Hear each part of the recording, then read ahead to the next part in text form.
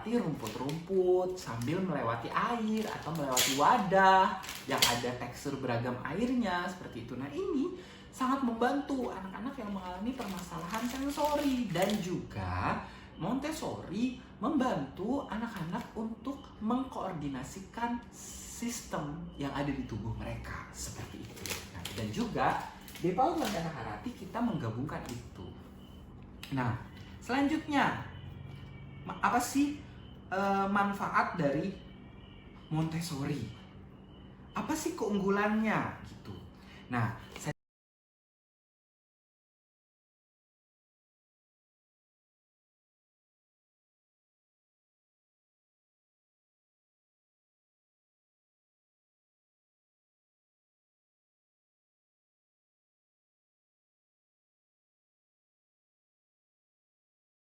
Assalamualaikum warahmatullahi wabarakatuh. Salam sejahtera untuk kita semua.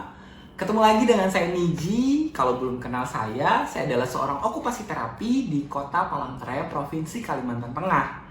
Nah, terima kasih teman-teman semuanya sudah menyaksikan video-video di channel YouTube ini. Saya ucapkan terima kasih banyak atas dukungannya, atas arahannya, atas supportnya. Terima kasih banyak.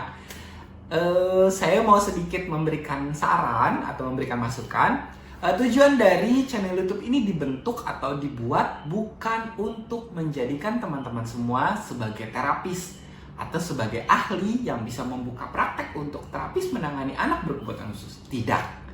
Video-video di YouTube ini atau channel di YouTube ini bertujuan adalah untuk bagaimana kita bisa melihat proses terapi seperti apa. Setelah itu orang tua bisa, oh seperti ini sederhananya. Setelah itu juga membantu okupasi terapi itu apa sih? Latihan koordinasi dua tangan itu bagaimana sih? Latihan jongkok sederhana itu gimana sih? Tujuannya itu apa sih buat main ya? Kayak gitu. Nah, video ini dibuat untuk tujuan itu, bukan untuk menjadi terapis. Kenapa seperti itu? Video ini tidak bisa menjadikan teman-teman semua menjadi terapis. Kenapa? Setiap individu dan setiap permasalahan anak itu berbeda-beda.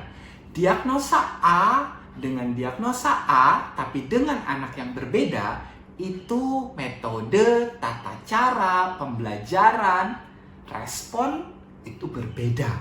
Jadi tidak bisa kita menyamakan kondisi anak-anak kita. Nah, itu jadi tahapan yang paling penting. Oke, itu sedikit pesan saya.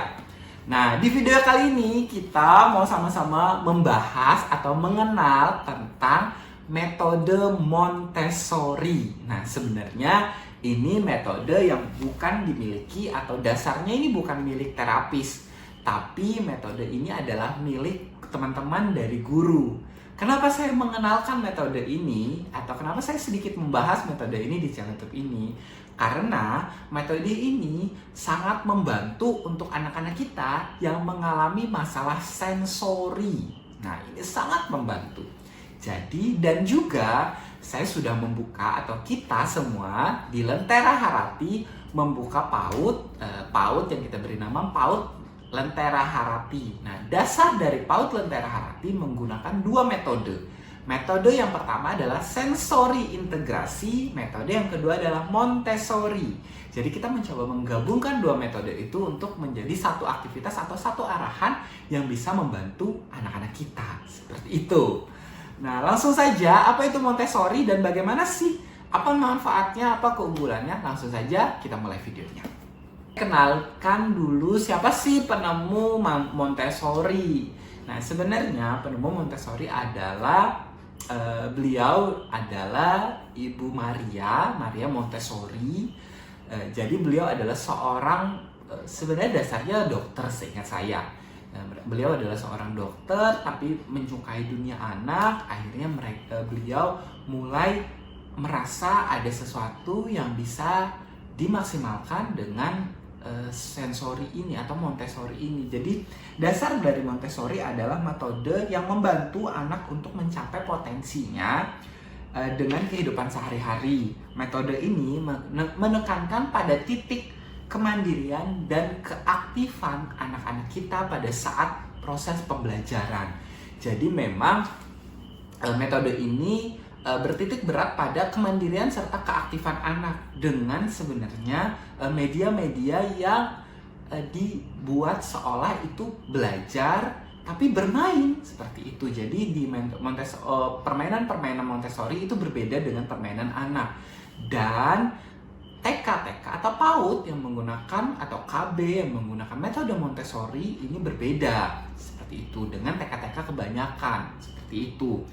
Kenapa saya tertarik untuk menggunakan metode ini? Karena saya merasa anak-anak saya atau anak-anak dengan mengalami permasalahan tumbuh kembang itu cukup bisa membantu permasalahannya dengan metode ini, diiringi dengan sensori integrasi seperti itu. Jadi misalnya anak-anak mengenal warna di Montessori, kita tidak cuma mengenal warna dengan duduk dengan papan tulis, tidak.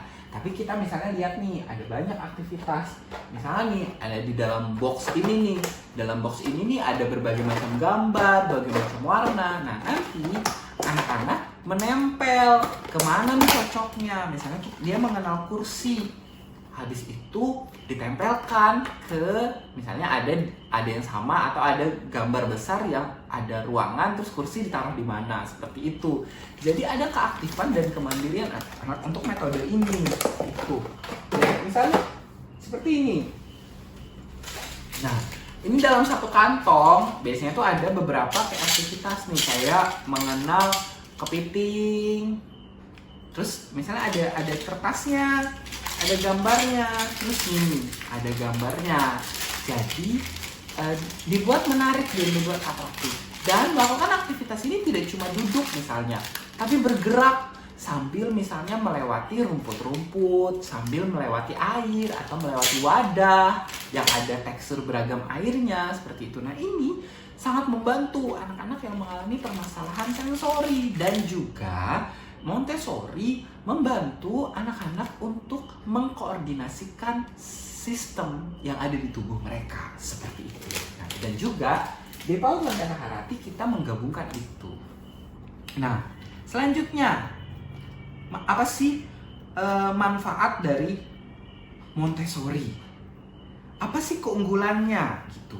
Nah, saya sambil lihat catatan ya. Nah, keunggulan dari Montessori itu adalah konsep yang bisa membuat anak tidak merasa dia belajar seperti itu. Jadi aspek yang distimulus banyak sekali aspek. Jadi dari kreativitas, kemampuan motorik, kemampuan kognitif, dan kemampuan otak dilatih untuk menggunakan indranya. Nah, indra ini kalau bahasa kita terapis itu sensori. Nah, di Montessori jadi anak-anak sensorinya diolah untuk memaksimalkan permasalahan. Bukan memaksimalkan permasalahan ya, untuk memaksimalkan kemampuan yang dimiliki serta membantu keterbatasan. Jadi akhirnya indranya dibuat terkoordinasi dengan baik. Seperti itu. Nah, muncul pertanyaan, apa bedanya sih sekolah dengan metode Montessori dengan sekolah alam? Nah, sebenarnya ini ada beberapa garis abu-abu yang ada atau yang muncul di sekolah alam dan sekolah dengan metode Montessori. Sebenarnya juga sekolah Montessori, sekolah dengan metode Montessori, kita ada berada di alam. Tapi biasanya sekolah alam itu kelas ruangannya memang seperti di alam terbuka. Misalnya mungkin pakai saung, pakai ruangan terbuka atau apa. Nah, tapi kalau Montessori biasanya juga bisa digunakan di dalam ruang tertutup, tapi kita juga memiliki ruangan outdoor. Jadi seperti halaman, ada permainan. Nah, kita menggunakan ruangan itu juga. Jadi sekolah alam mungkin bisa juga menggunakan metode Montessori. Tapi sekolah dengan Montessori belum tentu dengan metode sekolah alam seperti itu. Jadi ruangannya memang ruangan kelas, settingannya juga bisa settingan kelas seperti itu. Nah, bagaimana sih Montessori bisa membantu anak-anak kita? Apa sih yang dilakukan atau apa sih aspek penting dari Montessori? Sebenarnya aspek penting dari pembelajaran anak itu hampir mirip atau ada beberapa yang mirip dengan aspek Montessori. Sebenarnya saya mempunyai prinsip, yaitu anak-anak itu harus dilakukan pengulangan atau repetitif. Nah, di metode Montessori, anak mengulang terus tuh hal itu dengan pola terbiasa. Jadi misalnya memasukkan, jalan dulu, nanti ditaruh, nanti dimasukkan lagi. Nah itu anak belajar dari terbiasa, belajar dari mengulang. Misalnya seperti makan, pengulangan nih, oh sendok, tarik, masukkan.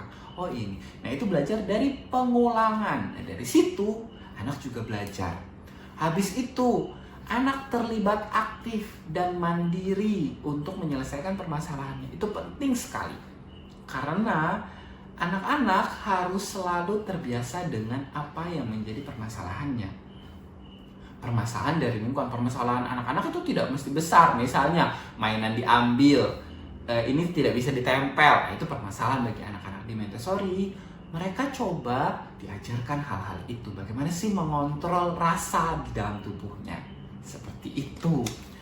Nah, mungkin ini sudah panjang lebar dari metode Montessori. Nanti mungkin sedikit pembahasan lebih jauh bagaimana sih contoh aktivitasnya. Nanti coba saya tempel-tempel foto-foto di sini. Bagaimana sih aktivitas Montessori. Dan saya mohon doa kepada teman-teman semua yang menyaksikan video ini. Saya mohon doanya agar PAUD Lentera Harati dan layanan Lentera Harati yang ada di Kota Palangkaraya bisa membantu dan memberikan arahan maksimal kepada anak-anak yang ada di Kota Palangkaraya seperti itu. Karena tujuan dari saya buat Lentera Harati dan buat channel YouTube ini sebenarnya sama, untuk membantu orang-orang yang mengalami kebingungan atas permasalahan dari anak-anak kita. Dan juga pada saat nanti saya sudah menutup usia saya, misalnya nanti saya sudah selesai perjuangan saya di dunia ini, masih ada hal yang bisa saya berikan kepada orang-orang. Jadi video ini tidak akan berhenti berputar, tidak akan berhenti saat orang-orang terus mencari. Seperti juga layanan anak Lentera Harati dan PAUD Lentera Harati akan terus ada untuk membantu siapapun itu yang pegang nanti. Saya akan terus mensupportnya. Saya tutup video ini. Wassalamualaikum warahmatullahi wabarakatuh. Kalau ada diskusi boleh di kolom komentar atau di email saya. Bye-bye.